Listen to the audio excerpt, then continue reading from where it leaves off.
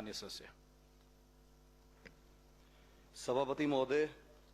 ये जो प्रस्ताव नियम 130 के तहत माननीय सदस्य देवेंद्र भुट्टो जी और इंद्रदत्त रखनपाल जी, संजय रतन जी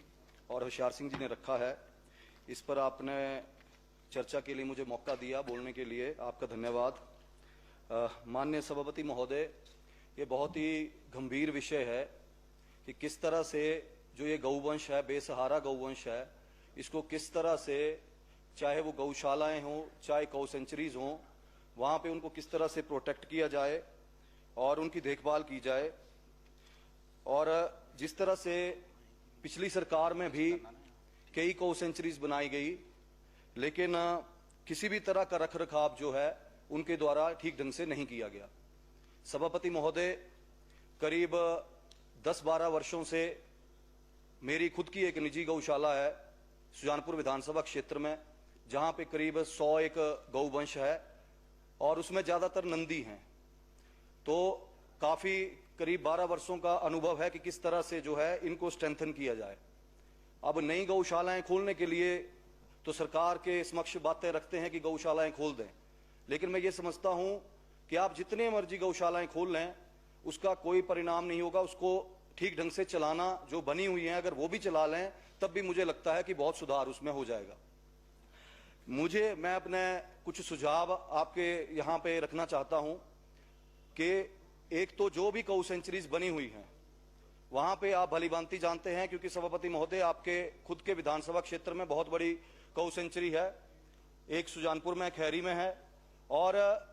जब आप देखेंगे कि जब तक उस इलाके में ग्रीन बेल्ट नहीं बनती है, क्योंकि चारा आता है, आपको पता है, तूड़ी आती है, और रोज ही पशु को अगर तूड़ी खिलाएंगे तो मुझे लगता कि उसका सर्वाइवल नहीं है।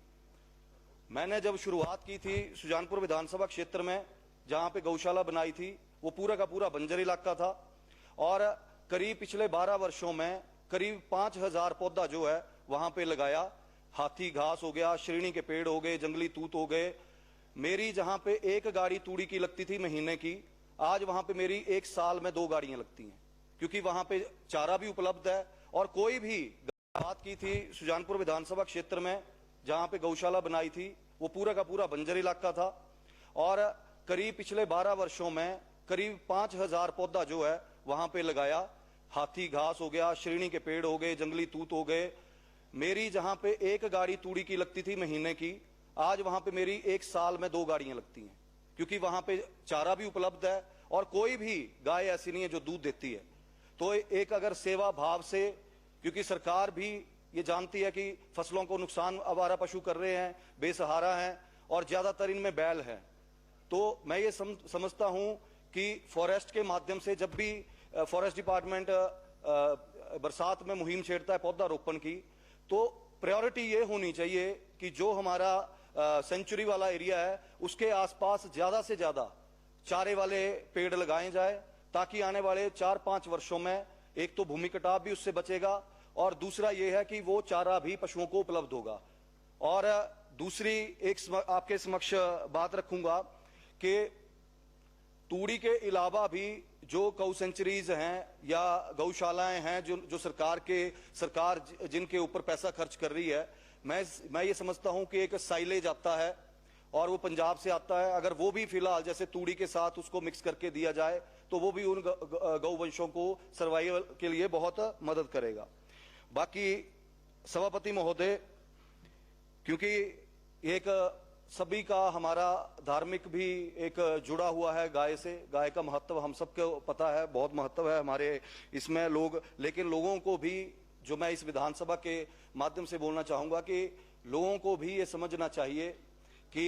मंदिर में तो आप जाते हैं, महादेव के मंदिर में जाएंगे, वहां पे जो नंदी बैठे होते हैं बाहर, उनके कान में फूंक मारेंगे और अपनी जो इच्छा है उसको उनके समक्ष रखेंगे कि मेरी प्रभु मेरी ये कामना पूर्ण करें। तो मैं समझता हूं कि अगर जो ये बैल जो लोग छोड़ते हैं, अगर उनकी भी सेवा करेंगे, तो मैं समझता हूं कि उस ईश्वर के चरणों में वो हाजिरी ज्यादा मजबूती के साथ लगेगी। तो ये हम सबको भी समझना चाहिए कि केवल ये सरकार का ही दायित्व नहीं है कि इस गौवंश को ठीक ढंग से रखें, बल्कि लोगों की भी जिम्मेदारी है कि सही तरीके से जो पशु अगर गाय वहां पे बछड़ा देती है तो उसको भी पालें, उसकी भी सेवा करें। तो मैं समझता हूं कि ये जो मेरे सुझाव मैंने आपके समक्ष रखे हैं, इनके ऊपर जरूर माननीय मंत्री जी भी बैठे हैं, वो जरूर विचार करेंगे। और जो ऑलरेडी सेंचुरीज या गौशालाएं हैं उनको स्ट्रेंथन किया जाए। उसके बाद अगली मुहिम आप छेड़ सकते हैं कि और खोलने हैं या नहीं खोलने, वो आपका विचार है। लेकिन मैं ये समझता हूं कि अगर इनको स्ट्रेंथन करेंगे तो इससे बहुत लाभ होगा। बहुत बहुत धन्यवाद, आपने मुझे मौका दिया।